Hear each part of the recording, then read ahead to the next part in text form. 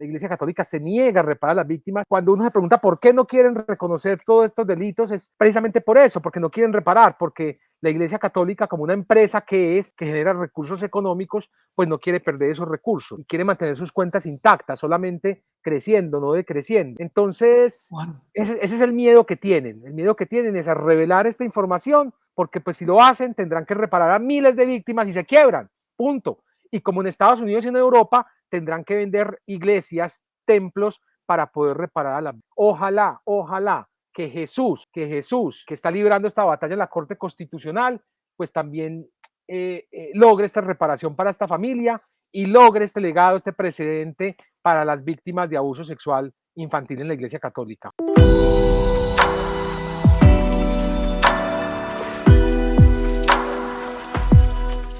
Hola, bienvenidos a Somos Historias, el programa de Casa Macondo, donde nos encontramos a hablar de esto que somos, historias.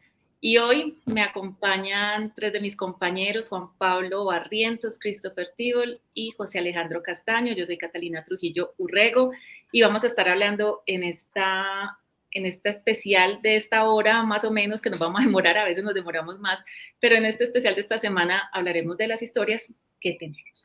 Pero para iniciar, una historia importante que ocurrió entre la semana pasada y esta, y es una transición, un cambio que hicimos en la dirección general de Casa Macondo.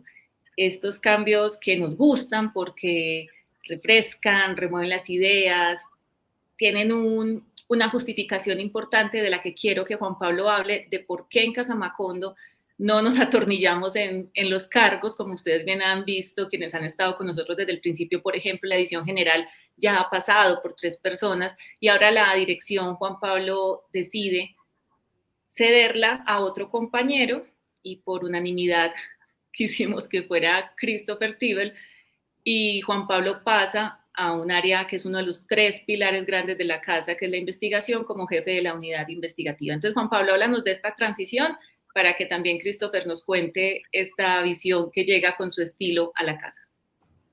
Elegimos por unanimidad a Christopher y sin que él se diera cuenta. Él estaba en un avión. En su ausencia. El que falta queda. No, mire, pues en este momento en Casa Macondo somos 10 socios y yo creería que cualquiera de los 10 perfectamente puede asumir en cualquier momento la dirección. Eso da fe del equipo tan bueno que tenemos. Aquí estamos convencidos de que uno se tiene que rodear de personas que son mejores que uno, ¿ya? Que son mejores que uno en todo, no solo mejores seres humanos, sino mejores profesionales. Yo estoy convencido que de eso está lleno Casa Macondo. Habrá otros medios en los cuales contraten pues practicantes o periodistas muy jóvenes para evitar que alguien cuestione o para evitar que alguien me vaya a quitar el puesto. No, pues en Casa Macondo somos tan buenos todos que cualquiera pues puede asumir o el cargo de director o el cargo de editor general, y estoy seguro pues que esos cargos los rotaremos entre todo el equipo, porque pues cualquiera tiene la capacidad de hacerlo. Entonces, desde que fundamos el medio hace 2 años, quedamos en eso, en que estos cargos deberían rotar para oxigenar, para traer nuevas ideas, para enfocarnos en otras cosas. En este caso, pues yo me voy a enfocar mucho más como en la investigación periodística, y Christopher pues asume la dirección del medio, de estar en contacto con todos los periodistas, de esa burocracia, Exacto. Que aquí no es que sea mucha diferencia a comparación de otros medios de comunicación que son muy grandes, pero pues sí tiene algo pues como de burocracia, de llamar aquí, de estar allí, de ir a una reunión a otro lado. Entonces, no, yo estoy muy contento pues como de este nuevo paso que hemos dado, de haber elegido a Christopher. Juan, pero burocracia en su acepción de trabajo de oficina, de buró, que es de donde viene, no ese sentido burocrático retorcido en el que se ha convertido la burocracia política. No, totalmente, sí. Para hacer claridad. Sí, importante. Sí, no. Entonces, bueno, planteamos eso en el equipo recientemente y por unanimidad escogimos a Christopher, pues que tiene pues todas las credenciales, pero además todo el aprecio, el cariño que le tenemos en Casa Macondo. Es un tipo talentosísimo, ya pues los que lo han leído y los que lo conocen personalmente saben pues de las calidades y cualidades humanas de Christopher. Entonces quedamos en manos maravillosas, en las manos de un gran director, y eso nos complace, y estoy seguro pues que con Christopher vamos a llevar esto a otro nivel mucho más alto. Bueno, era eso. Y Cata, pues, Christopher, no te dejamos ni llegar de tu receso y ya te teníamos ahí la noticia de la dirección, José. no, que antes de que Christopher nos dé sus pareceres, ¿por qué no te adelantas tú un poco, le interrumpes antes y lees un poco la reseña de Christopher? Yo creo que eso es valioso hacerlo, ¿no? Porque creo que después de que hable Christopher, él no va a querer que lo mencionemos. Entonces, ¿no te parece? Hablar un poco del recorrido profesional y vital de Christopher. Pues sí, pero yo quisiera que escucháramos primero a Christopher. Ok. No sé, Christopher, ¿qué prefieres? Sí, Que hablemos no, de todas las credenciales que Juan Pablo menciona, para que sepan que sí son, que sí existen. No, lo más importante, la credencial que más me gusta de Christopher es empresario de rompecabezas. Eso me parece lo más hermoso. eso es prioridad para mí. Sentimento, me encanta. Sentimento. Pues nada, Cata, no, a ver, primero darle las gracias al equipo por la confianza, a Juan por lo que ha construido en la dirección hasta el momento. Y sí, esto es algo que llega en el espíritu que tenemos de la casa de rotar los cargos, ¿no? De que acá somos 10 socios y como decía Juan, cualquiera puede ocupar este puesto en cualquier momento. En este momento, pues me tocó a mí y la idea es asumirlo durante 2 años y asumirlo no desde el adanismo que tanto afecta a las instituciones en Colombia, donde llegan los directores creyendo que se van a inventar lo que ya está inventado y que van a cambiar todo y que todo va a ser nuevo. Por el contrario, yo llego a un cargo que siento que ya está inventado y dentro de un equipo de trabajo y un medio donde ya tenemos muy claro qué queremos ser, ¿no? Y a dónde queremos ir. Creo que tenemos unas posturas muy claras sobre los procesos editoriales, sobre cómo trabajamos los textos, sobre el buen trato que rige entre los colegas, sobre la transparencia financiera. Entonces yo acá entro a continuar lo que comenzó Juan y a entender la dirección de un medio, de este medio como un trabajo de embajador de la casa, de ir a buscar los recursos de la casa, de ir a golpear puertas, porque el otro día estaba leyendo, el 50% de los medios digitales están subvencionados por terceros, o sea, son medios que no generan suficientes ingresos para sobrevivir y en cambio están digamos que funcionando en parte porque tienen ingresos o no ingresos, porque están subvencionados por becas y por instituciones que los ayudan, y eso está muy bien y Casa Macondo también quiere apuntar en esa dirección, pero lo que hay que entender y lo que hay que camellar y la pregunta que hay que resolver es si podemos realmente convertir esto en un medio sostenible, si podemos crear la infraestructura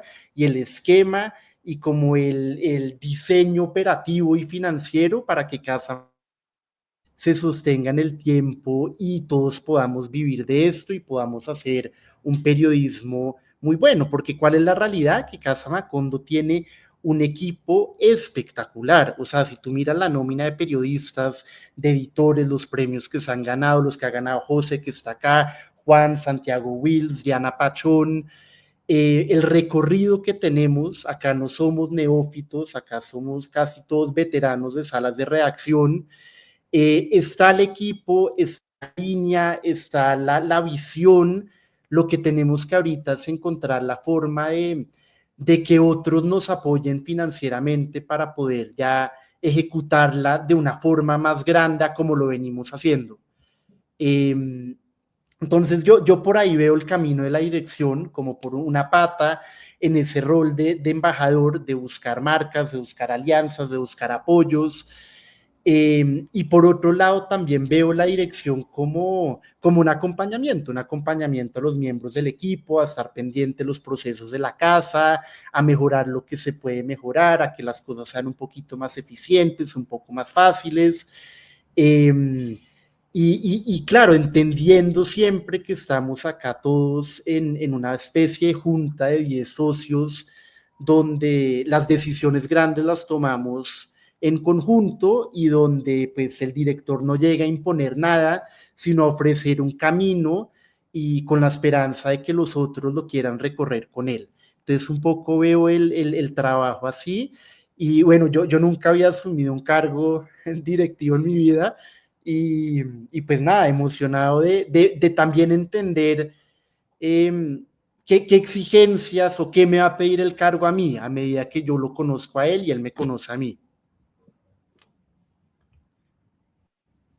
Recuerda que tú eres el gerente de Pentimentos, si has tenido un cargo directivo, solo que en estas empresas uno es todo. Una empresa de una persona, sí. Exacto, desde la planeación, la dirección, el mercadeo, la repartición y el café, todo. O sea que ahí has pasado por todos los cargos. Entonces, como nos decía José Alejandro que leyéramos un poco del perfil de Christopher, pues también me parece entonces justo que leamos pues qué pasó en esta casa en estos 2 años que estuvimos bajo la dirección de Juan Pablo. Hemos ofertado hasta ahora más de 400 contenidos periodísticos. Esto hace que nuestro portal esté bien grueso de historias que ustedes pueden encontrar entre crónicas, reportajes, denuncias, entrevistas, perfiles, cartas cruzadas, caricatura. Por ahí ha pasado como todo el espectro del género periodístico, más una sección de ficción que tenemos para complementar todo este trabajo periodístico. También fuimos el primer medio de comunicación de Colombia en obtener la certificación de calidad de la Journalism Trust Initiative, que asegura para nuestras audiencias procesos de verificación y transparencia, esa palabra tan importante que mencionaba Christopher ahora y que para nosotros significa además que no tenemos ataduras o compromisos con otros, porque estamos comprometidos con el periodismo independiente de donde lleguen los recursos que van a alimentar la casa.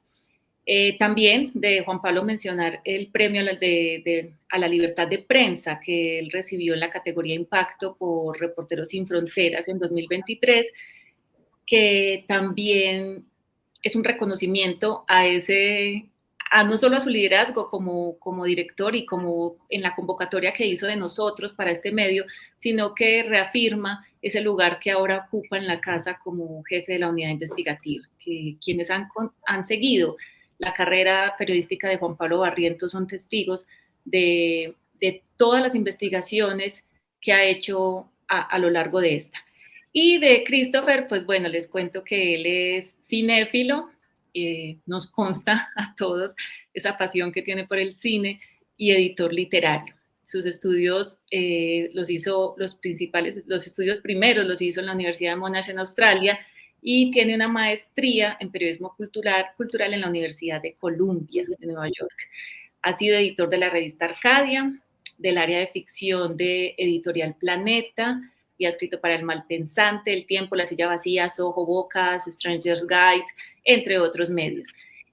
Tiene un premio Simón Bolívar que ganó en 2021 por una investigación que bajo el título El Rey se pasea desnudo, corrupción en el Fondo de Cultura Económica de Colombia. Esta fue en 2021. Y con eso les resumo cortico el perfil de Christopher y el legado de Juan Pablo en estos 2 años. Y como equipo, como bien lo menciona Christopher, aquí, independiente del cargo que tengamos, todos estamos sumando desde todas las áreas para complementarnos. No son como áreas independientes, cada uno haciendo lo que sabe hacer o lo que tiene encargado hacer, sino que nos complementamos entre nosotros. Y ya pues con esta presentación y bienvenida de Christopher, quiero que entremos en materia con las otras historias de esta semana. Tenemos nueva historia en Monopolítica. Monopolítica, nuestro especial que indaga sobre las propiedades de los presidentes, expresidentes y sus vicepresidentes, más sus parejas sus cónyuges, no, ex vicepresidentes, expresidentes y excónyuges. Bueno, en este caso sí funciona así para la historia de esta semana porque se abre camino. Un ex vicepresidente en Monopolítica ha pedido turno en este tablero de propiedades y les aclaro, no solamente son las propiedades que estamos ahí presentándoles en un mapa interactivo en el que ustedes pueden mirar por año, por categoría, por cómo fueron adquiridas, si fue venta o una compra o esto, sino que también a la par de este inventario de propiedades y de bienes están hallazgos asociados a estas fortunas que tienen estos poderosos. Entonces, el ex vicepresidente Germán Vargas Lleras entra al tablero de gancho de su ex esposa, o sea, aquí van a jugar juntos en la monopolítica, porque Luz María Zapata Zapata, la esposa de Germán Vargas Lleras, es una, como está descrito en la historia, empresaria del engorde de pollos, pues tiene un asunto ahí con esta empresa. Se quedó congelada Cata. Pero José, que además pues es el director del especial de Monopolítica, nos tiene más detalles de Luz María Zapata, ex esposa de Germán Vargas Lleras.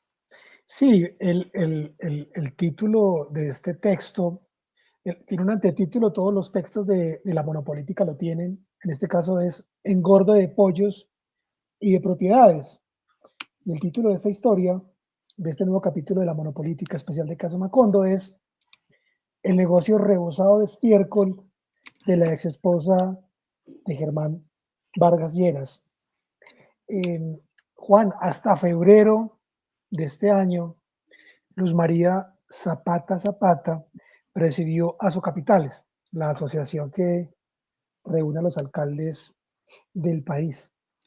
Por supuesto, llegó ahí respaldada en su momento por el enorme poder burocrático, electoral del entonces marido, Germán Vargas Lleras, que acababa de ser vicepresidente del presidente Juan Manuel Santos, un hombre que además ha trasegado también por el Congreso de la República y es un eterno aspirante a la presidencia de la República. Bueno, Luz María Zapata presidió este organismo Asocapitales entre el 2014 y el 2017.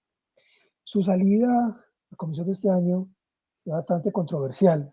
Ahí hubo un rifirrafe de declaraciones, de mucho enojo. Su salida fue una salida obligada, fue una echada decorosa. Entre las muchas cosas que se dijeron, ella acusaba al alcalde de Medellín, al inefable Fico, de haber presionado su salida. Hizo algunas declaraciones muy fuertes, en el sentido de que ella se sentía ultrajada, vulnerada y acosada. Lo cierto del caso es que Juan se puso a investigar en este largo ejercicio de la monopolítica.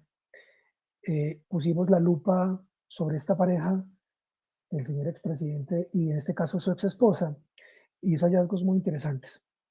Quizás el más revelador de todos es que la señora es propietaria de 48 bienes inmuebles, o ha sido propietaria de 48 bienes raíces, entre los que ha comprado y vendido y los que todavía conserva.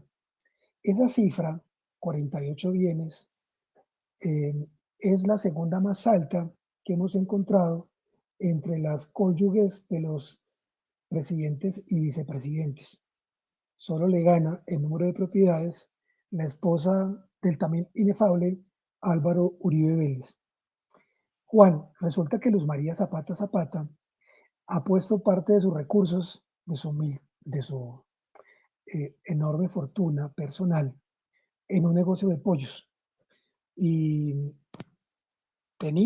tiene unos galpones en un corregimiento a las afueras de Pereira, que tiene por nombre La Floresta.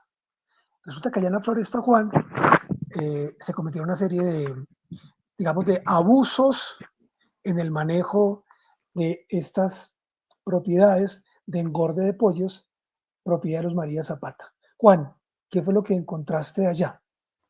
Sí, creo que es la Florida, la vereda se llama Ah, la Florida en Pereira, ahí pues corrijo, como muy cerquita, corrijo, la sí. Florida. Tienes razón, que además es un nombre, ya lo veremos en lo que Juan nos cuente, que termina siendo muy contradictorio. La Florida se convirtió en la apestosa. Juan, ¿por qué? Contanos. Sí, no, pues la Carder, desde 2017, la Carder, que es la Corporación Autónoma Regional de Risaralda, que a propósito enseguida hago un comentario editorial sobre la CAR, porque pues me parece muy increíble que una corporación ambiental le esté cobrando a un periodista 300.000 pesos para acceder a información, pero información que tienen digitalizada, es decir, me quieren cobrar eso para imprimir esa información y entregármela a una corporación regional.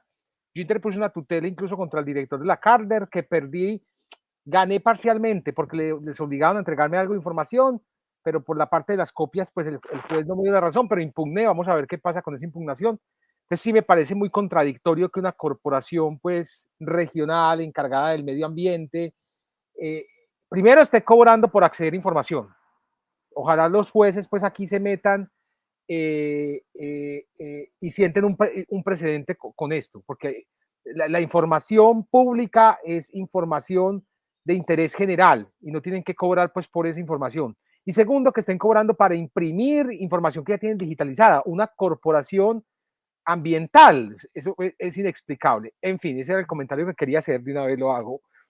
Entonces, la Carder, que es la Corporación Autónoma Regional de Risaralda, desde 2017 viene investigando los negocios, no solo de Luz María Zapata, más bien como de la sociedad Zapata Zapata, que es de la mamá de Luz María Zapata y de la hermana de Luz María Zapata, ¿ya? Que tienen negocios de qué? De pollos, de engorde de pollos, de galpones, con los cuales pues han contaminado, según leímos en ese expediente, la quebrada La Arenosa y el río Otún, ¿sí? En fin, hay una serie de irregularidades que la Carder investigó, por las cuales sancionaron y cerraron uno de esos galpones, y que según he leído y he hablado con otras fuentes de la zona, pues esas irregularidades se mantienen, continúan, ¿ya? Porque pues no solo está la empresa de ellas en esa zona, en esa vereda, sino que por ahí están como que todas las empresas de pollo del país. Yo no sabía, pero Pereira como que es la ciudad, allá nació Frisbee, si no estoy mal, ¿no? Sí, sí, de allá es justamente.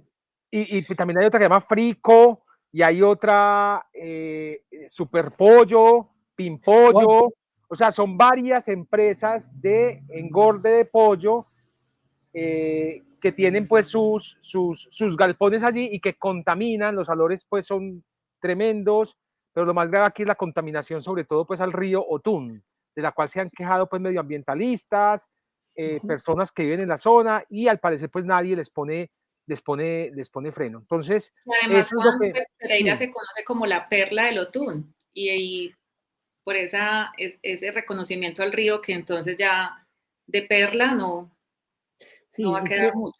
sí, ese valle del río Tun, por unas condiciones justamente de aguas y también de clima, parece muy ideal para el engorde de pollos.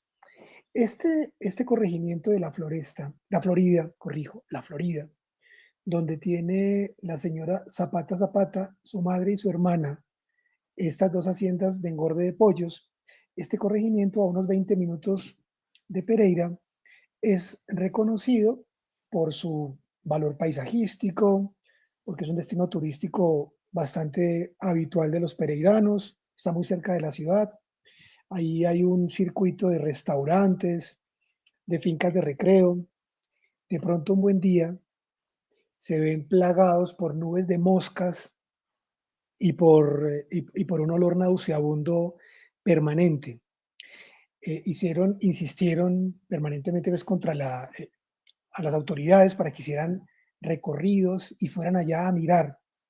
Resulta que entre las varias irregularidades que encontraron es que los galpones de las señoras Zapata Zapata tenían permiso para tener 45.000 aves y habían superado esa cifra en 52, por encima de 52.000, es decir, tenían más de 7.000 aves. Pero Claro, José, incluso yo he leído a otros medios independientes de Pereira y hablan de 150.000. O sea, esos números son incontables. Y hablo precisamente, específicamente del medio La Cola de Rata, que infortunadamente pues, es un medio que ya no existe, pero que era un medio muy bueno, independiente de Pereira, que ya había investigado con medioambientalistas, sin poner el foco en la señora Zapatas, pero hablaban de más de 150.000 aves en esos galpones. claro, nosotros nos remitimos con mucha justeza a lo que establece el decreto que la sanciona. Pero claro, es muy probable que la cifra supere esa de los 52.000. Lo cierto del caso es que, claro, 52.000 aves producen una enorme cantidad de excremento. Lo que las autoridades encontraron ahí es que los tanques de almacenamiento y de procesamiento de toda esa inmundicia, que básicamente es estiércol, residuo de comida y parte del material que ponen como cama en los corrales, había colapsado ya los tanques de almacenamiento y de procesamiento. De manera tramposa, la empresa de las señoras Zapata habían dispuesto que parte de eso, de esas aguas, se vertieran directamente a los cuerpos de agua cercanos en las horas de la noche, es decir, en la oscuridad de la noche, para que no las descubrieran. Bueno, la CAR las descubrió Juan y les impuso una sanción. Sí, que fue básicamente el cierre de Guadalupe 1, que es uno de los grandes eh, galpones que tienen allí, ¿ya? En su criadero de pollos. Yo la verdad, José, nunca había escuchado, claro, la señora Luz María Zapata se movió por Azocapitales, también dirigió por 14 años no sabía que había una asociación de fábricas de licores. Es un tema, el de las fábricas de licores también muy poco investigado, pero por ahí se mueven muchas vainas. Mario Castaño, el difunto, el finado Mario Castaño, creó su emporio criminal y corrupto, empezando con las fábricas de licores, ya, con la industria licorera de Caldas, se metió en la del Chocó, se metió en la del Valle, en fin, La ella, fábrica, ella, ella, se movió por ahí, pero nunca, lo que iba a decir es que nunca, yo no tenía ni idea que su negocio también tenía que ver con los pollos, con los criaderos de pollos, con los galpones. Y me pareció pues fascinante pues haber investigado y haber descubierto estas resoluciones que encontré a pesar de la CAR, porque la CAR ni siquiera me las ha entregado todavía. Yo, por otro lado, pude encontrar estas resoluciones y entender que aquí había pues unas sanciones ambientales que también con el tiempo se levantan, y en eso me atrevo a decir que tiene que ver mucho el poder de la persona, ¿sí? O sea, el poder de una persona con mucho dinero y con mucho capital político. Pues hombre, sancionemos, pero levantemos esa sanción porque pues es la directora de o la esposa de, ya no es esposa, ellos terminaron en 2023, si no estoy mal, se divorciaron, pero eso tiene que jugar mucho para que levanten todas esas sanciones. Y tampoco, no, y algo que descubrí también en esto, José, es que hay un registro único de infractores medioambientales. Se llama uh-huh.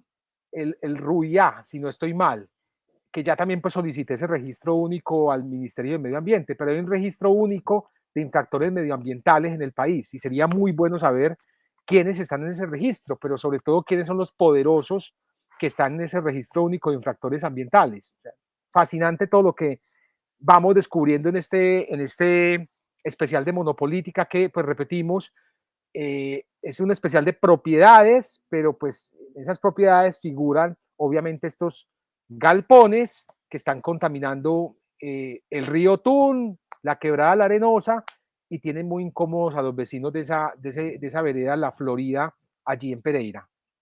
Sí, a ver, el espíritu de este gran especial de Monopolítica, de este esfuerzo de muchos meses de investigación y de trabajo, de poner la lupa en los detalles más pequeños y extraer información, es poner al frente, bajo una premisa de investigación periodística, el poder económico de algunos de los más importantes protagonistas políticos del país, los más poderosos.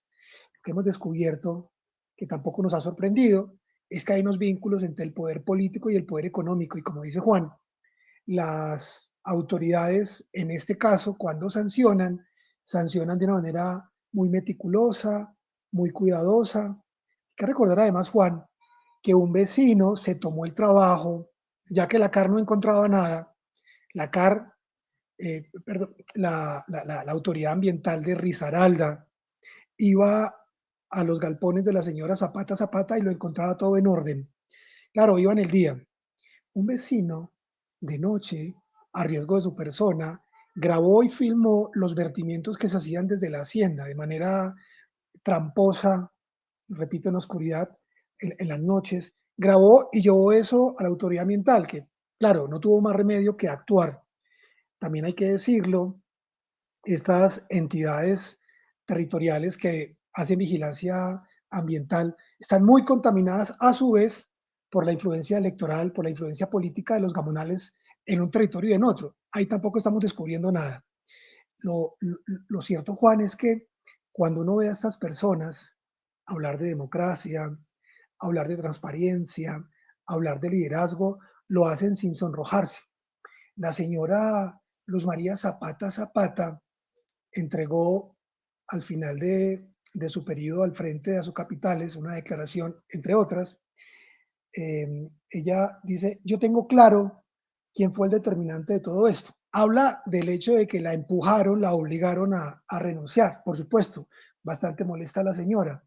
Y dice, yo me caracterizo por siempre mirar al futuro. Claro, hablan en un tono de una superioridad moral, de una actitud que parece intachable. Cuando uno pone la lupa en sus propiedades y en los vínculos del poder y cómo han ganado, obtenido parte de su dinero, se encuentra con cosas como esta. Un negocio que rebosa estiércol de manera abusiva, tramposa y descarada. Bueno, esa es la historia, Cata, que ofrecemos esta semana, el siguiente capítulo del especial de Monopolítica. Y que sepan que por acá todavía faltan muchos personajes por pasar y que no solamente es la entrega de este inventario de bienes, en este caso de Germán Vargas Lleras y su ex esposa, sino que también vendrán historias de investigación sobre Germán Vargas y sobre todos los personajes que han ido concurriendo en este tablero del juego de monopolítica. Y sigo con Juan Pablo, que, bueno, me alegra que haya vuelto Christopher, que se nos fue un poquito un momento por la conexión y habíamos cerrado el tema de él, que no fue que cortamos abruptamente a nuestro director de la manera en que lo elegimos, de la misma forma que íbamos a despedirlo de la emisión. No, aquí está nuevamente con nosotros porque vamos a hablar hacia el final otra vez con él. Entonces, Juan Pablo, en sus investigaciones sobre la pederastia eclesial, la pederastia en la Iglesia Católica, ya había entrevistado hace unos meses a una abogada que había ganado un pleito contra la Iglesia y ahora encontró a Jesús. Un Jesús que también, así como cuando Jesús era niño y entró al templo y retó a los sabios de la Iglesia, en ese momento no era la Iglesia Católica, pero reta a estos sabios en la religión. Este Jesús también retó a la Iglesia con un caso de un cura acusado de abuso de menores. Al menos 4 víctimas tiene en su historial este sacerdote. Entonces, Juan Pablo, háblanos de Jesús, háblanos de esta historia que hay detrás de esa defensa de Jesús, pero también de este hombre como ese ser que parece, así como lo has hecho tú con tus investigaciones, asumir una postura frente a una de las instituciones más poderosas, hasta ahora intocables, pero que, pues gracias a que tenemos una constitución y una corte constitucional que ampara los derechos y que defiende este país laico y que defiende el poder individual del Estado frente a la Iglesia, no esa comunión que tenían antes, pues podemos lograr que estos hechos secretos, ocultos, salgan a la luz y haya proceso contra los victimarios. Sí, Cata. Conocí a este abogado el año pasado en Pereira, en la Feria del Libro de Pereira, Jesús Alberto Buitrago Duque. Él me abordó y desde ahí comenzamos a hablar, me dijo me dijo incluso que pensaba llevar su caso a la Corte Constitucional.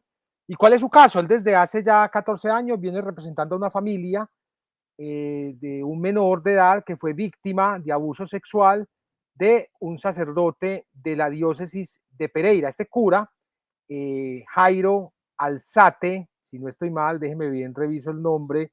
Jairo Alzate Cardona fue condenado en 2011 a 8 años de prisión por el acceso carnal abusivo de un menor, de quien era profesor de matemáticas y guía espiritual. Entonces, el cura estaba en la cárcel y estando en la cárcel ya condenado, allí falleció. Y ahí aprovechó la Iglesia Católica para decir, listo, aquí había pues una responsabilidad personal, aquí no hay una responsabilidad institucional. El hecho es que desde ese momento él comenzó a pedir la reparación integral para esa víctima y la Iglesia Católica se ha opuesto, como también se opuso la alcaldía de Pereira, porque aquí hay un colegio de Pereira involucrado, porque el cura además era el profesor de matemáticas de este menor de edad. Y desde 2011 él lleva esa lucha, perdiendo casi en todos los estrados, ¿ya? Hasta que el año pasado interpuso una acción de tutela contra la Corte Suprema de Justicia o contra una decisión de la Corte Suprema de Justicia, y esa tutela fue seleccionada por la Corte Constitucional, que no solo la seleccionó, sino que la llevó a la sala plena. Son los 9 magistrados los que van a definir esa tutela. ¿Eso qué significa? Que este es un tema de interés. Cuando las tutelas las llevan a la sala plena es porque aquí hay un tema de trascendencia y de importancia constitucional. Entonces, en los próximos días la Corte Constitucional va a fallar esta tutela que obligaría a la diócesis de Pereira a reparar a la familia de esta víctima, ya que pues ya tendrá 27, 28 años, y Jesús lleva 14 años pues bregando, remando, trabajando, sin abandonarlos. Es un tipo pues absolutamente admirable. Podrán ver ustedes la entrevista ahí en YouTube. Y lo que más me impresionó es que me dijo en la entrevista, oiga, yo llevé al obispo del momento, a Tulio Duque Gutiérrez, lo llevé a juicio, pues lo cité como testigo al juicio que se estaba llevando. Y yo no tengo conocimiento, al menos pues, no sé de otro, de un obispo que haya estado sentado en el banquillo siendo interrogado por un abogado. Es el primero. Y me pasó el video de ese momento y es un momento espléndido, espectacular. La próxima semana tendremos el testimonio inédito, desconocido hasta el momento, del obispo Tulio Duque, que en este momento tiene 90 años, pues ya está retirado, pero que sin duda es un gran encubridor de pederastas. Ahí quedé sorprendido con esos 30 minutos de interrogatorio porque mostró sin ruborizarse cómo es el modus operandi de encubrimiento dentro de la Iglesia Católica. Yo sé que eso va a dar mucho de qué hablar. Y fue este abogado, el abogado Jesús Alberto Buitrago, el que llevó a ese obispo, el que lo sentó ahí, el que lo interrogó y el que le sacó un montón de verdades que hoy en día quieren ocultar. Yo siempre me pregunto, y sobre todo esta semana escuchando a este abogado, ¿por qué la iglesia tiene tanto miedo? Y después de escuchar a este obispo en ese interrogatorio, digo, pues con razón tienen miedo, es que son muchos los secretos que tienen guardados en esos archivos eclesiásticos. Por eso tienen miedo y por eso han tildado esta investigación de persecución, de que yo soy el guardián de las puertas del infierno. Ya, es por eso, porque hay mucho material ahí que los incriminaría, pero pues más incriminador que el testimonio de Tulio Duque no lo hay. Lo van a ver prontamente aquí en Casa Macondo. Y repito, esto fue un abogado que no ha desistido, que ha acompañado a las víctimas por más de 14 años y que sin duda va a dejar un legado, va a dejar una sentencia de unificación. Obvio, si la Corte falla a favor de él, yo esperaría que sí. Va a dejar ese legado para las futuras víctimas, para las víctimas en general de abuso sexual que no son reparadas por la Iglesia Católica. La Iglesia Católica se niega a reparar a las víctimas y yo siempre he dicho, el meollo del asunto, cuando uno se pregunta por qué no quieren reconocer todos estos delitos, es precisamente por eso, porque no quieren reparar, porque la Iglesia Católica, como una empresa que genera recursos económicos, pues no quiere perder esos recursos y quiere mantener sus cuentas intactas, solamente creciendo, no decreciendo. Entonces, bueno, ese es el miedo que tienen. El miedo que tienen es a revelar esta información, porque pues si lo hacen tendrán que reparar a miles de víctimas y se quiebran, punto. Y como en Estados Unidos y en Europa, tendrán que vender iglesias, templos, para poder reparar a las víctimas. Ojalá que Jesús que está librando esta batalla en la Corte Constitucional, pues también logre esta reparación para esta familia y logre este legado, este precedente para las víctimas de abuso sexual infantil en la Iglesia Católica. José. No, Juan, que vos lo has abordado en otras entrevistas y en otros espacios que hemos tenido acá en Casa Macondo. Creo que subyace de fondo, o una de las razones que hay que tener cuidado con lo que voy a decir, porque no es que justifiquen o alcancen para justificar, en absoluto hay justificación para las agresiones sexuales, en absoluto, pero subyace de fondo ahí una discusión que tiene que ver con el celibato. Sí, permitir que esos sacerdotes asuman su sexualidad como parte integral de su condición humana y puedan casarse o puedan tener una relación, los heterosexuales con mujeres y los homosexuales con hombres, y se caiga esa careta que es la que, repito, no justifica, pero en parte explica su apetencia sexual escondida, llena de rapiña, de engaño. Y claro, ese tema la iglesia no lo aborda, pues porque por una razón básica y es una razón económica. Permitir que los sacerdotes tengan compromisos formales con parejas supone que tengan unos deberes con ellas, unos deberes económicos y eventualmente si hay hijos por la convivencia marital, eh, eh, esos hijos tendrían derechos y reclamaciones. Y claro, es un tema que la iglesia no quiere abordar, porque pensar en que la plata se les vaya es simplemente un asunto que no quieren ni siquiera considerar. Pero lo que no se dice es que la iglesia ha tenido que pagar enormes fortunas, enormes cantidades de dinero para callar a víctimas y, como decías bien, en países como Estados Unidos, pagar realmente enormes cantidades de dinero para resarcir a las víctimas. Es claro, el tema económico es uno de los grandes asuntos aquí, bajo toda esta ola de, bueno, de violencia y de repugnancia, ¿no? Sí, José, yo escuchando a este obispo en esta declaración, este cura, Jairo Alzate, había violado ya a niños en 2005, violó a varios niños en 2005, el obispo lo suspendió y lo mandó para una casa en La Ceja, a una casa donde envían a curas pederastas. Cada diócesis tiene su casa, ya, a este lo enviaron para La Ceja, pero la arquidiócesis de Medellín tiene una por allá en Copacabana, si no estoy mal, que se llama San Alberto Hurtado. Les recomiendo esa película, El Club, una película chilena que precisamente cuenta y narra ese fenómeno de curas que envían a una casa supuestamente para que se sanen. Entonces el obispo cuenta, no, yo lo envié para esa casa y ya, y él se alivió y volvió y yo le pregunté, ¿cómo estás? ¿Estás listo? Bueno, y volvió y lo nombró vicario parroquial, lo puso al cuidado de niños, lo dejó trabajar en un colegio y vuelve a violar niños. O sea, aquí le cabe una gran responsabilidad a este señor. Tulio Duque debería estar en la cárcel, no importa que tenga 90 años. Pero aquí los abusos de este cura se dieron por cuenta de que hubo un obispo encubridor. Primero, pues por el abusador, pero segundo, porque hubo un obispo que lo protegió y que cómo es posible que primero nos lleve el caso a la fiscalía, pero que segundo, venga, le levanto la suspensión y simplemente con, ¿cómo estás? ¿Ya estás bien? ¿Ya te aliviaste? No, no, no, no, no, ¿cómo así? Es absolutamente criminal, es desgarrador lo que cuenta este obispo, lo que narra en esa audiencia, es absolutamente indignante. Y como No, él, porque además todos los obispos de Colombia, todos. la pederasta no se cura.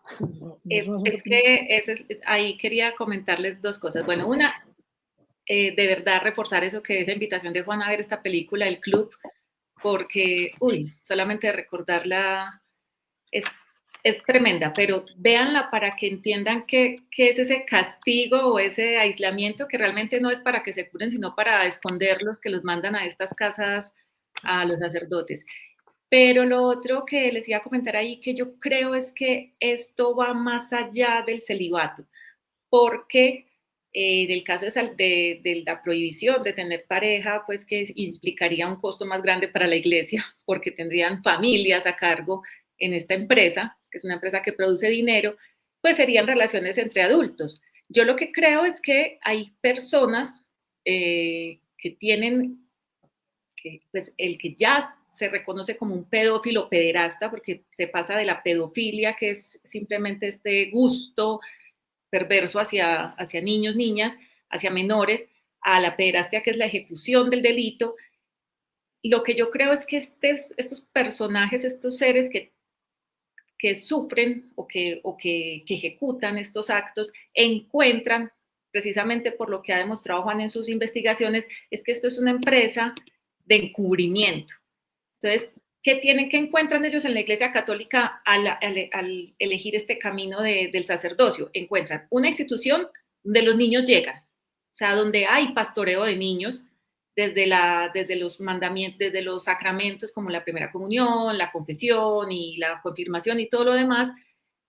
Y aparte está la gran empresa que los encubre. Entonces saben que están impunes dentro de un entramado donde funciona, como por eso Juan lo ha llamado una empresa del crimen organizado transnacional, porque es que ya no es un asunto de las manzanas podridas, es un asunto de que allí funciona, tanto que yo, Juan, te he preguntado varias veces y quiero que lo recuerdes, es por qué tienen un archivo secreto, o sea, porque la más fácil sería, pues no registremos esto, o sea, es a tal punto que lo registran, ellos tienen un récord de este delito que pasa en su seno, o sea, no es un caso aislado, no es un caso en Pereira, no es un caso en Bogotá, en un colegio católico, no, encontramos cada día que donde hay una estructura católica, sea educativa o sea un templo, están ocurriendo y hay personas después de adultos recordando, como pasó la semana pasada con la historia del médico que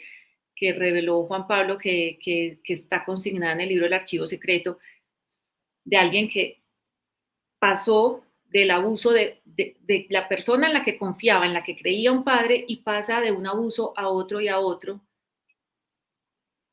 Y esto se repite y vuelve y sale. Entonces, Juan, eso del archivo secreto. Bueno, y lo que decía José Alejandro de que un pederasta no se cura, un abusador no se cura.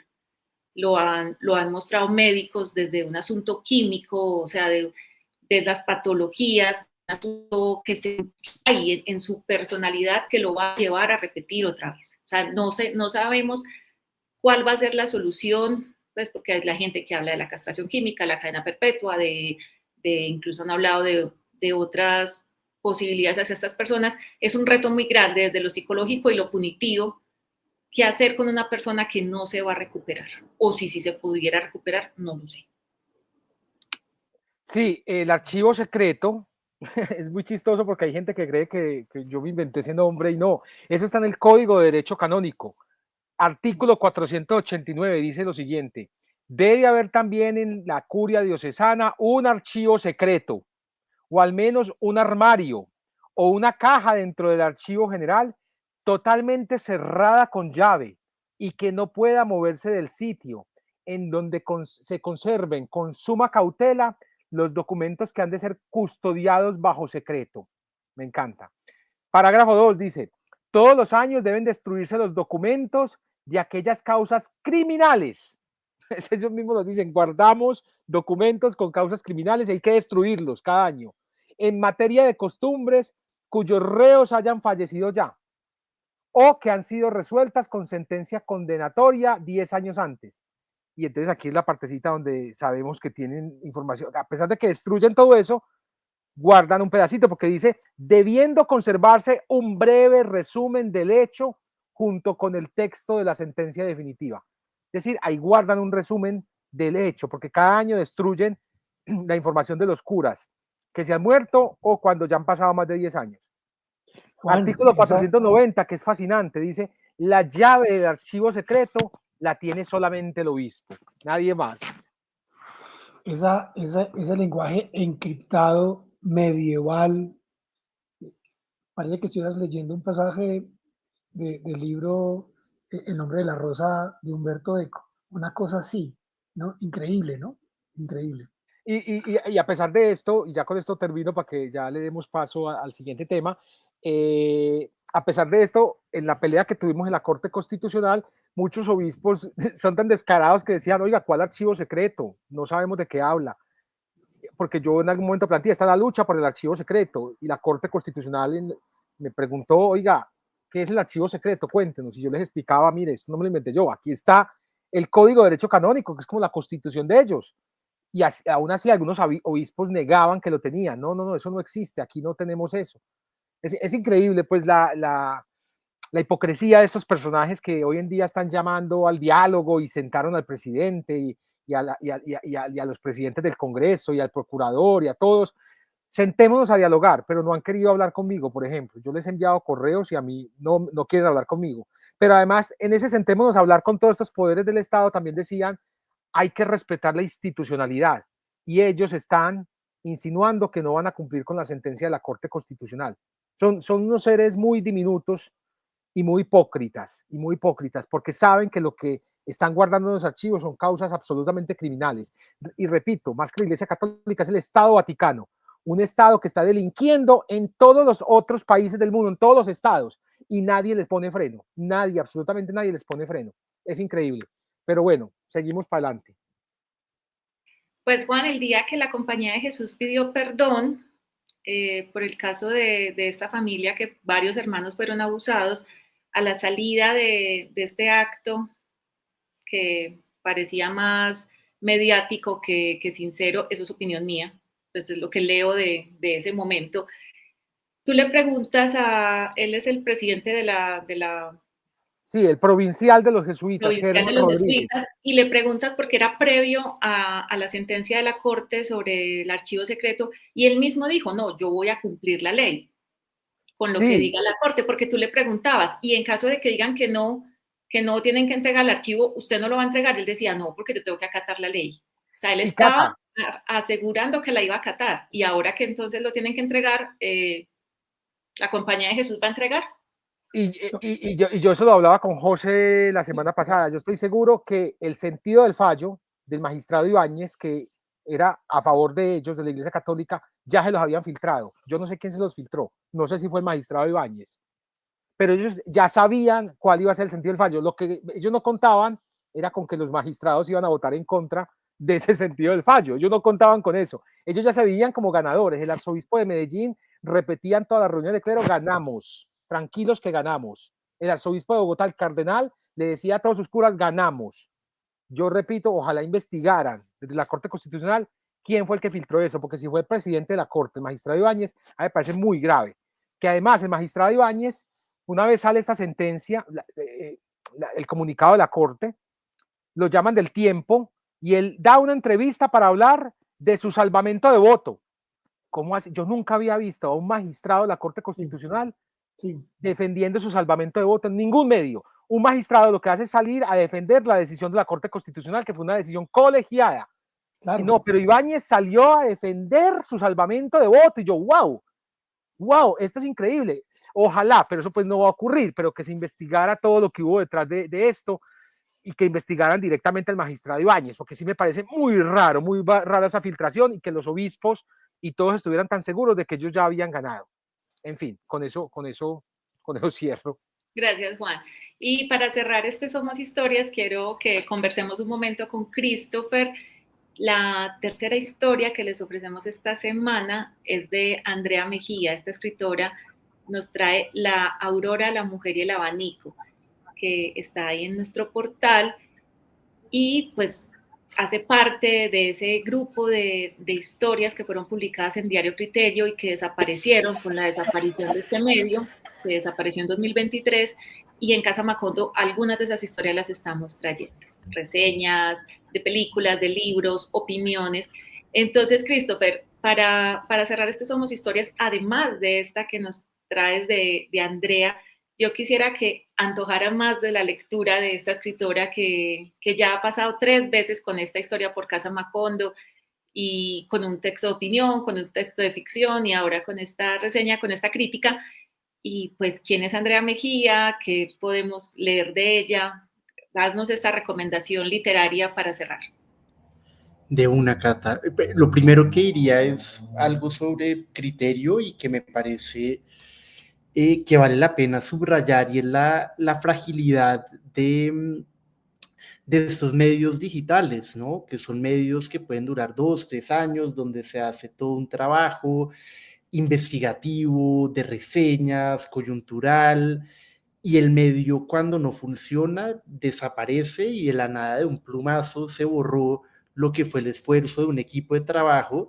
Y yo me pregunto, como el Ministerio de Cultura o las instituciones patrimoniales en el país, ¿qué van a hacer frente a eso? Porque tú vas a la Biblioteca Nacional y puedes encontrar los ejemplares del Tiempo, de las revistas físicas, pero con todos estos medios digitales, Juan mencionaba Cola de Rata hace poquito, el archivo de todo eso que ellos hicieron, ¿dónde va a quedar? No sé, ahí hay una fragilidad de los medios que quizás vale la pena golpear algunas puertas para iniciar un diálogo de ver cómo se puede proteger ese material y cómo se puede poner ese material al acceso del público. En algún repositorio virtual, en algún archivo virtual del archivo general, no sé. Pero bueno, eso es otra conversación, Cata. Sí, Andrea Mejía es una escritora bogotana, para mí una de las escritoras más importantes que tiene Colombia en este momento, en términos de como talento literario, y tú la puedes poner ahí al lado de Pilar Quintana, de Carolina Sanín, de una Gloria Susana Esquivel, una Fátima Vélez, que bueno, son un poco menores, pero Andrea es una escritora que tiene una trayectoria muy interesante. Ella estudió literatura, después hizo un doctorado en filosofía en la Universidad Nacional, y ella durante muchos años se dedicó más a leer que a escribir, como hasta los 36, 37 años. Ella era una lectora voraz. En un momento tuvo como un despertar espiritual y consideró una vida como por ese camino, pero finalmente no, que más joven.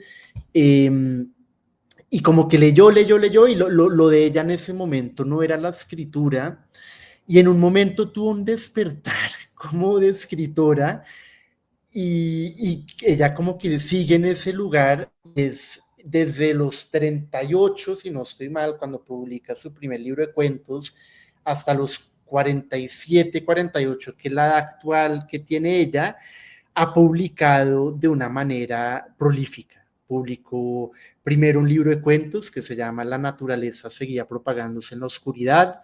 Después publicó un par de novelas. Una se llama La carretera será un final terrible. Otra se llama Antes de que el mar cierre los caminos. Después publicó otro libro de cuentos llamado Quietud, con una editorial independiente española, y acaba de publicar el año pasado una novela con Alfaguara que se llama La sed se va con el río, y de hecho ya tiene otra novela terminada, pero ella, pues yo la conozco. Ella me dice que no está muy interesada ahorita en como que se quiere distanciar de la escritura también, porque ha sido como una entrega de 8 años a la escritura. Y es muy interesante cuando tú hablas con ella de su proyecto literario, porque ella de lo que por lo menos me dice a mí, yo creo que se lo dice a la otra gente con la que habla también, es que ella no necesariamente entiende de qué está escribiendo o qué es lo que está escribiendo. A ella le llega, como a mucha gente, sobre todo a muchos poetas, le llega como la inspiración, y como que ella empieza a encauzar en la página una serie de intuiciones, de sospechas, de como sueños, de ideas que se van formando a medida que se escribe. Y eso es muy interesante en la literatura, Andrea, que ella no parte desde un lugar, de una postura ideológica de querer demostrar algo, o como una tesis. Ella tampoco parte de una investigación particular que quiere ficcionalizar, o de un hecho verídico que quiere como llevar a la ficción. Yo creo que ella parte, como dijo en su momento Fernando Molano, hablando de su propio proceso de escritura, de una serie de preguntas que le hace a la vida, y la escritura, y lo que salga es esa respuesta. Entonces, sí, Andrea, los primeros libros, yo creo que tú, si los lees, vas a encontrar unas narraciones que, si bien juegan con lo extraño, con lo onírico, están muy ancladas en los puntos de vista de unos narradores, de unas narradoras que se parecen un poco a ella, al perfil de ella, y que tratan un poco sobre la cotidianidad, sobre vivir en la naturaleza. Ella vive en una casa con su pareja en las montañas de Choachí, y hay ciertos elementos, de nuevo, ella juega un poco con la extrañeza y con lo onírico, pero que tienen algo más de realismo, si se quiere, o como de registrar una experiencia humana muy anclada en el presente. Y en sus últimos libros, tanto en Quietud, pero sobre todo en La sed se va con el río, hay un cambio de registro, hay un cambio de intención, hay un cambio de proyecto estético. La sed se va con el río es una novela que se siente mucho más desatada, es una novela que se siente que transcurre en un tiempo lejano, bíblico. Yo cuando leí me sentía como leyendo una serie de esas enseñanzas taoístas que uno no sabe bien qué es lo que le están tratando de decir a uno, pero que uno siente que hay algo ahí que está reverberando con mucha fuerza, ¿no? Una sabiduría, una comprensión, y ese es un libro donde pues, la trama gira en torno a un hombre que fabrica un aguardiente de bejuco que le otorga a la gente que se lo toma unos viajes místicos que son al tiempo muy espirituales y también que pueden ser muy, muy dolorosos. Y es el momento en que la novela arranca con la quema de la fábrica de este señor y con una serie de hombres que deciden perseguirlo por un páramo en busca de él, pero sobre todo en busca de la receta, del misterio. Y a partir de eso, pues aparecen una cantidad de personajes. También hay como una virgen gigante en una montaña, aparece una periodista que se acerca a esta región en busca de respuestas, aparece... ese es un libro muy espiritual, muy místico, y que toda la literatura de Andrea, todo su proyecto se acerca a eso, ¿no? Se acerca a al misterio de la vida, y uno lo ve también en sus columnas. Si leen las columnas en Casa Macondo, uno se siente ante una mujer, una sensibilidad muy aguda, que está tratando de interpelar la vida en sus bloques más elementales, en sus misterios más elementales. La primera columna que le publicamos es sobre Basho y un poema que le escribe sobre un halcón, entre otras cosas. Ahí mete a Einstein y a otros elementos, y esta columna es sobre el comienzo del mundo según diferentes tradiciones o diferentes posturas. Entonces ella coge el Génesis y analiza cómo el Génesis se describe el comienzo del mundo, y luego va a las olas de Virginia Woolf y mira ahí cómo Virginia Woolf narra como el comienzo de ese mundo diegético de su novela. Y después llega a una conclusión que es bellísima y a mi parecer muy poderosa, y es que quizás el Génesis lo que está describiendo es el momento en que pasamos del sueño a la vigilia, ¿no? El Génesis se puede leer simplemente como la historia de eso que ocurre cuando pasamos de la oscuridad del sueño a la luz del despertar. Entonces sí, yo creo que publicar Andrea y recuperar esa serie de columnas que ella escribió en Diario Criterio es algo muy valioso, y pues es una mirada y es una voz que creo que enriquece, y para mí es una especie de bálsamo leerla. Creo que nos recuerda también que hay cosas más importantes que la coyuntura, siendo la coyuntura muy importante también. Entonces sí, no, nada, recomendadísima, y ojalá la puedan leer. Gracias, Christopher. Y se me había olvidado hacer una cuña con la anterior historia de Juan Pablo, porque Juan, inauguramos Talleres Casa Macondo, nuestra escuela de sí. la casa, y pues hablando de Jesús que llega a la corte, pues tú sí que has llegado a la corte y has generado jurisprudencia importantísima para los periodistas. Entonces, pues este es el momento de que invites a nuestra audiencia a inscribirse a este primer taller de Talleres Casa Macondo. Cuéntanos qué podemos aprender contigo que has llegado hasta semejantes instancias constitucionales. Sí, vea, si nos quieren acompañar en julio, el 9, 16, 23, 30, miércoles, de 6 a 8 de la noche, estaré dictando un taller de derecho de petición. Básicamente es eso. Ya, pero ¿cómo hacer un buen derecho de petición? ¿A quién se le envía el derecho de petición? ¿Y qué pasa si no te responde el derecho de petición? ¿Qué pasa si una entidad pública te dice que la información tiene reserva? Entonces ahí viene, es el recurso de insistencia. ¿Cuál es la diferencia entre un recurso de insistencia y una acción de tutela? ¿Cómo presentar una acción de tutela efectiva que tú puedas ganar, que puedas llevar ante los jueces y que además puedas ganar? Y cómo llegar hasta la Corte Constitucional. O sea, va a ser un curso práctico porque la idea es que ustedes traigan preguntas y en el taller mostrarles cómo se plantean esas preguntas y ante quién se plantean, y durante ese mes pues enviar esas preguntas para que la autoridad pública o privada las responda. Entonces, es una forma también de ayudarnos. Casa Macondo vale 150,000 pesos, no vale mucho, son 150,000 pesos. Y ojalá nos puedan acompañar. Si a bien lo tienen, escríbanos a talleres@casamacondo.co, talleres@casamacondo.co. Inscríbase, acompáñenos. Yo sé que van a aprender mucho, que la vamos a pasar muy bien en esos talleres, que van a tener herramientas para solicitar cualquier tipo de información. Lo único que usted necesita es tener preguntas.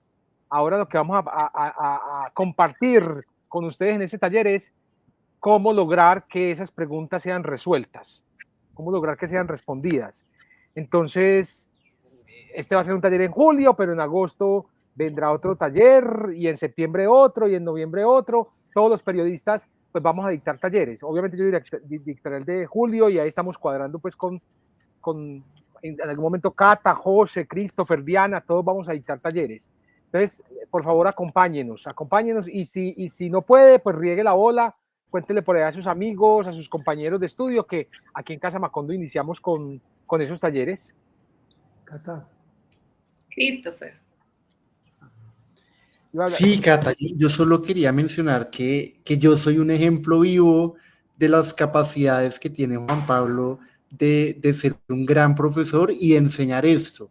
Yo antes de entrar a Casa Macondo, yo no sabía cómo se ponía un derecho de petición, yo pensé que la tutela solo la podía poner un abogado, yo no sabía absolutamente nada de esto, y gracias al acompañamiento de Juan, logré no solo poner mi primera tutela y mi primer derecho de petición, también puse impugnaciones, recursos de insistencia, mejor dicho, una cantidad de formatos legales que aprendí, y gracias al acompañamiento de Juan logré llegar 2 veces a la Corte Constitucional y ganar. Si no hubiera sido por Juan, nada de eso hubiera ocurrido. Entonces, en verdad, si quieren aprender cómo se batalla legalmente en Colombia y cómo pueden acceder a la información, no hay mejor profesor que Juan.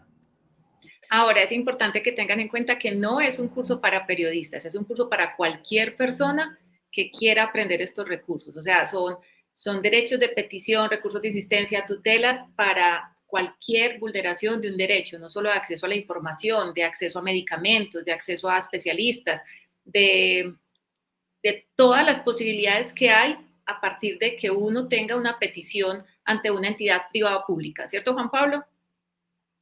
Sí, sí, así es. El enfoque es acceso a información, pero sin duda es el derecho de petición en general y todo lo que uno puede lograr con un derecho de petición, el recurso del derecho de petición como tal. Listo, queridos. José iba a decir algo, creo. Sí. Bueno, hágalo pues. Quería agregar 2 cositas muy breves. Juan, que tiene una actitud muy generosa, ha dictado talleres en diferentes ciudades del país justamente sobre este tema. Se ha sentado con periodistas en las regiones justamente para enseñarles cuáles son las baterías de recursos que se tienen frente a la información, a poder acceder a la información. Las unidades investigativas de los periódicos tradicionales básicamente funcionaban a expensas de las filtraciones de los organismos de investigación, Contralorías, Procuradurías, la Fiscalía, que iban filtrando documentos con con un interés de por medio, en contra o a favor de alguien, y los periodistas de esos medios tradicionales lo que hacían era filtrar más o menos eso. En grosso modo, era un poco como funcionaban y funcionan, debo decir también, porque todavía se mantiene ese modelo de investigación periodística, que no es otra cosa que la filtración, repito, a expensas de un interés para perjudicar o exaltar a alguien. Van filtrando informaciones que los medios van sacando como exclusivas. El trabajo de Juan es un trabajo distinto. Es un trabajo de picar la piedra, demolerla poco a poco e ir demoliendo esos muros con los que se ha encontrado. Eh, Recordar otra vez, Cata, lo hemos dicho tantas veces, pero está bien que lo reiteremos. Juan es el periodista en Colombia que, ya lo mencionabas vos ahora al comienzo, más ha interpuesto acciones de tutela, derechos de petición, y en función de todo ese ejercicio jurídico, la Corte Constitucional ha revisado y sentado jurisprudencia a partir de esos recursos de Juan. O sea, que estamos hablando de un verdadero maestro de eso que él va a enseñar. No es una persona que haya visto tutoriales, lleva una vida practicando esto. Así que realmente es un privilegio poder asistir a ese taller. Y lo otro que quería decir, Cata, es que nosotros hablando del tema... Pero de eso se trata el periodismo. Sí, desde luego. No, yo me río es porque los jueces me deben detestar a muerte, como, ay, ahí viene otra vez este, Otra vez. ay, ¿y ahora qué? Sí, es verdad. Lo decíamos hace una semana. Juan se enfrentó a las comunidades religiosas que tenían abogados muy prestantes, encorbatados, señores que cobran cientos y miles de millones de pesos. Él solo contra toda esa playa de juristas, algunos ex magistrados de las altas cortes, y en franca lid los fue venciendo hasta llegar a ese fallo final. O sea que, repito, es una experiencia de vida. Estamos hablando con el maestro de ese oficio. Y lo otro que quería mencionar, Cata, es que nosotros al principio, hablando de las señoras Zapata Zapata, de la ex pareja, ex esposa del inefable Germán Vargas Lleras, después escuchar a Christopher hablando del texto que esta semana publicamos en Casa Macondo, ese salto, ese salto me parece maravilloso. Yo creo que quería mencionarlo porque Casa Macondo es esa confluencia bastante singular. Juan Villoro tenía una imagen para explicar un poco lo que es el relato periodístico, la crónica, el reportaje, como un ornitorrinco, ¿no? Es un animal que tiene partes que parece que no se corresponden a un animal reconocible. Bueno, Casa Macondo a lo mejor es un poco eso también, y eso me parece que es un valor que merece la pena destacarse. Bueno, por lo menos nosotros somos muy orgullosos de eso. Escuchar a Christopher hablando del trabajo de esta escritora, se me fue el nombre, de Andrea Mejía. Andrea Mejía. Es realmente delicioso escucharlo, más todo el oficio que hay a la hora en que él describe y menciona y vincula para poner en valor su trabajo literario, y en este caso en particular esta columna de la Aurora, la mujer y el abanico. Nada, quería decir eso, Cata, para finalizar. Muchas gracias. Qué bonito eso que mencionas del ornitorrinco. Qué lindo parecernos a ese animal. Y pues bueno, ya para cerrar, lean a Andrea Mejía. Christopher. Podría ser el animal de la casa, pensándolo. Sí.